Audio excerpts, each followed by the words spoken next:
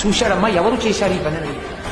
నువ్వు కార్తవీర్యార్జునుడిని చంపేశావన్న కక్షతో కార్తవీర్యార్జునుడి యొక్క సంతానం వచ్చి నీ తండ్రి అయినటువంటి జమదగ్ని చంపేసింది.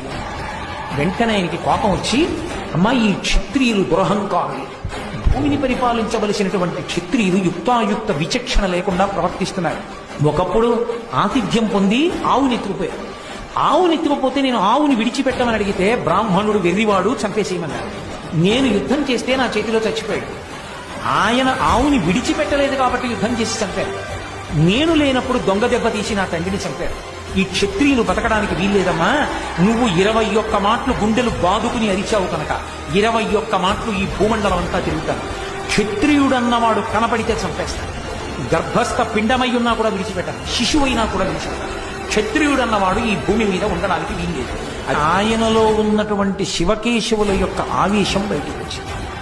21 మాటలు భూమండలం అంతా తిరిగి క్షత్రియులన్న వాళ్ళని విడిచిపెట్టకుండా సంహరించి ఈ నెత్తురంతా తీసుకెళ్లి కురుక్షేత్రంలో 5 ప్రదములు తవ్వాడు. 5 చెరువులు తవ్వి 5 చెరువులు ఈ క్షత్రియుల యొక్క నెత్తుటితో నింపాడు. వాటిని శమంతక పంచకం అని పిలుస్తారు. 5 నెత్తుటి చెరువులు చేసి 5 నెత్తురు తీసి తండ్రికి పితరులకు తర్పణం చేశాడు.